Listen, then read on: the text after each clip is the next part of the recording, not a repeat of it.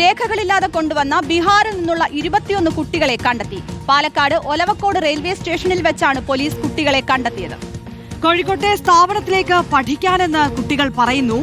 കുട്ടികളെ child welfare കമ്മിറ്റിക്ക് കൈമാറി. ഇക്ബാൽ അറക്കൽ വിശദാംശങ്ങൾ നൽകും. ഇക്ബാൽ, എങ്ങനെയാണ് സംഭവം? ഇന്നലെയാണ് ഈ സംഭവം നടക്കുന്നത്. വിവേക് എക്സ്പ്രസിൽ ഈ പാലക്കാട് ജംഗ്ഷൻ റെയിൽവേ സ്റ്റേഷനിലേക്കാണ് ഈ 21 കുട്ടികളും ഇവർക്കൊപ്പം 2 മുതിർന്ന ആളുകളും എത്തുന്നത്. സംശയാസ്പദമായി ഈ കുട്ടികൾ നിൽക്കുന്നത് കണ്ട് പിന്നീട് റെയിൽവേ പോലീസാണ് ആദ്യം ചോദ്യം ചെയ്യുന്നത്.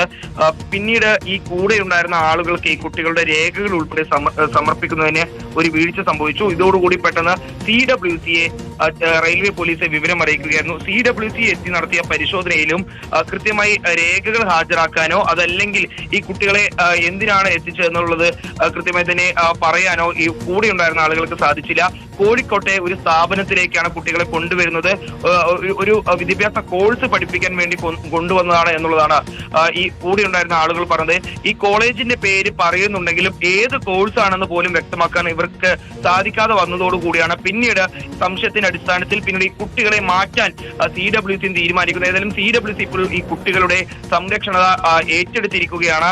മാത്രമല്ല ഈ കാര്യങ്ങൾ വ്യക്തത വരുത്തുന്നതിന് വേണ്ടി കുട്ടികൾക്കൊപ്പം ഉണ്ടായിരുന്ന 2 ബീഹാർ സ്വദേശികളെ ഇപ്പോൾ പോലീസ് കസ്റ്റഡിയിൽ എടുക്കുകയും ചെയ്തിട്ടുണ്ട്. ഈ കുട്ടികളുടെ രക്ഷിതാക്കളെ വിവരം അറിയിക്കാനുള്ള നീക്കത്തിലേക്കും കടക്കുകയാണ്. ലഭ്യമായ വിവരങ്ങൾ അനുസരിച്ച് ഇപ്പോൾ ഓരോ കുട്ടികളുടെയും രക്ഷിതാക്കളെ വിവരം അറിയിക്കുന്നുണ്ട്. കൂടുതൽ പരിശോധനകൾ നടത്തിയതിനു ശേഷം മാത്രമാണ് തുടർ നടപടികൾ ഉണ്ടാവുക എന്നുള്ളതാണ് CWCയും അതുപോലെ തന്നെ പോലീസും അറിയിച്ചിട്ടുള്ളത്. തീർച്ചയായും ഇക്ബാൽ അറക്കലാണ് വിശദാംശങ്ങൾ നൽകിയത്.